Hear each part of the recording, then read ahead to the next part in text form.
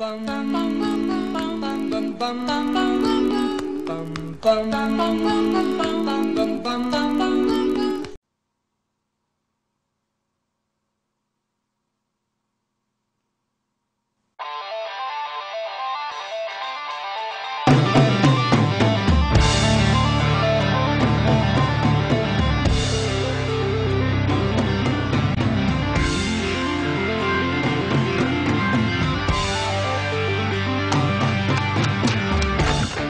Digital Economy Act, a powerful, up-to-date piece of law tackling online copyright and the future of digital Britain, or a draconian restriction of rights, which could spell the end to free Wi-Fi.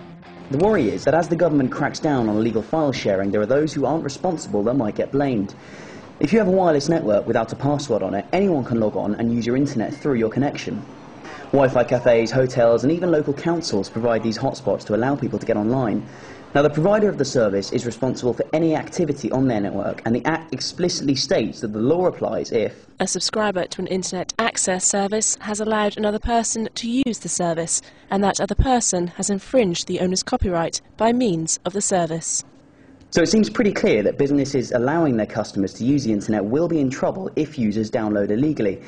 But in July this year, Ofcom produced their initial obligations code, secondary legislation to the Act, and it's basically just an extension of the law.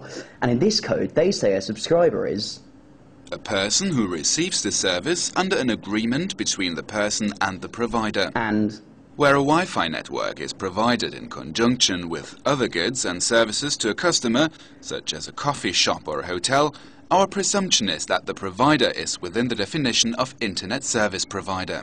But under the Act, internet service providers need to keep detailed logs of who uses their service for what and when. Does this mean coffee shops will have to ask you for ID before letting you log on?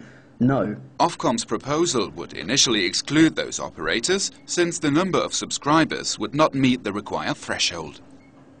But this leaves small businesses in limbo. If they're not big enough to be internet service providers but are still called them by Ofcom, it's not clear whether they can be charged for their users illegally downloading files.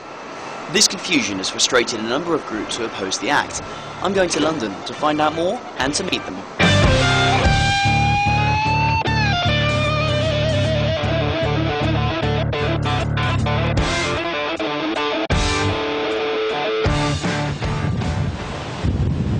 It was here on the 7th of April when the government had the third and final reading of the Digital Economy Act during the wash-up period of the previous Parliament, a time when unfinished business is dealt with swiftly. But there are some who think the Act should have had more time being discussed as the Digital Economy Bill before it was given royal assent and made into law. I'm going to meet the Pirate Party, a political group who condemn the passing of the Digital Economy Act. A typical example, let's say a cafe. They may well make an internet connection available via a Wi-Fi access point for their customers to use. But this is the 21st century. They're also going to want to use that internet connection, which means that they will be treated as a subscriber by the initial obligation, by the obligations code, and will thus be liable for anything which their customers do on the internet connection. At the moment, I can't actually see any way or any clear steps that can be taken in order to operate an open wireless access point. So, as we know it, yes, I think it could be the end of open access wireless. The end of public Wi-Fi seems like a fairly serious consequence of the Act. But if this is because of illegal downloads on open networks, how easy is that to do? And how does anyone know if you've done it? I've stopped at an internet cafe to get online and see exactly what sort of activity the Act is trying to prevent, and just how cafes like this are vulnerable to users like me. Now, I could be downloading anything, but because I'm on this cafe's network, it looks like they're the ones using the internet.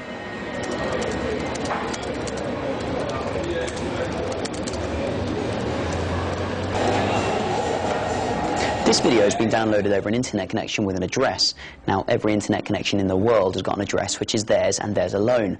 But with so many more people online, it's hard to make sure that every address is unique.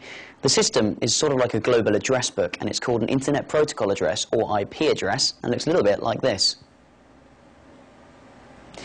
Your IP address changes every few days, and you're given a new one by your internet service provider, the company you pay to get online. These companies, like BT, Sky or Virgin Media, will keep a track of every IP address you've ever had. So if someone comes to them saying that we've stolen music or film from them, they can check your old IP address against that of the thieves to see if you stole it. This means this cafe could be accused of illegally downloading the movie you've just seen. The Open Rights Group are just one of a number of organisations who aren't happy about that kind of false accusation. I went to meet one of their campaigners.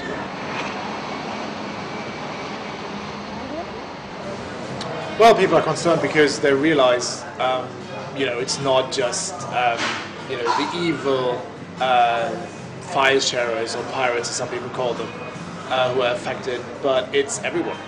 You get the letter from your ISP saying it was alleged that you infringed copyright. It could be anyone visiting, any guest or relatives or anyone, or it's a family and the kids doing something upstairs. I mean, if you ask mothers and fathers what their kids do on the internet, most of them would say, well, I have no idea. And why should they? Are you supposed to spy on them? I mean, internet has become a normal part of a lot of people's life, and that is why a lot of people are rightly angry about it. It won't go away. There'll definitely be a law. If it's that harsh a law, remains to be seen. It's too early to tell, really. And I think owners of Wi-Fi cafes should be worried, yes, definitely.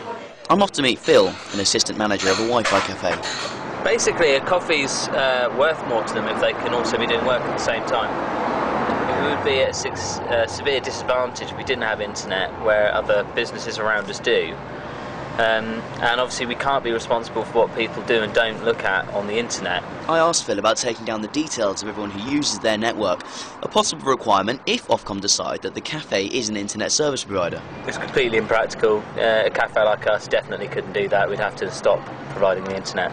Definitely. We don't have the time or the resources to take down people's details.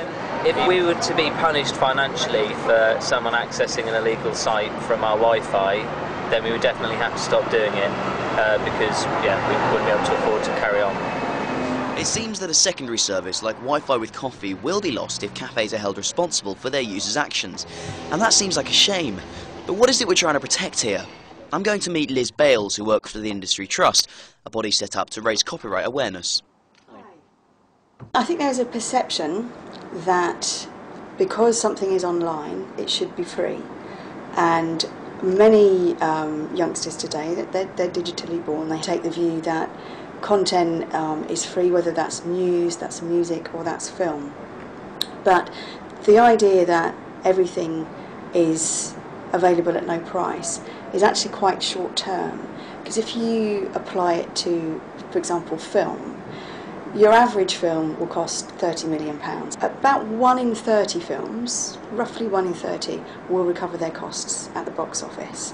About 1 in 10 films will recover all of their costs and make a profit across the life cycle of the film. So that's through the box office, through cinema, through DVD and Blu-ray and download up onto TV. Every time someone is accessing content for free, they are reducing the total pot of money that goes back into reinvesting for future films. So some of that content that is accessed for free will actually represent lost sales. And people access content really because they love it, because it is socially, culturally relevant to them. Everyone has got their favourite film moment, everyone has got a passion about some sort of film. And that diversity of film we have in the UK, if everyone is consuming it for free online, you will lose that and the production sector will shrink enormously. File sharing has always been about the few affecting the many, but the effect on the many in this case could be the death of free Wi-Fi or the loss of the UK's creative industries. Now, in January next year, Ofcom's initial obligation code will come into force, and it's then we'll see the full effect of the Digital Economy Act on internet cafes. Hello, can I get an Americano and a lawsuit, please?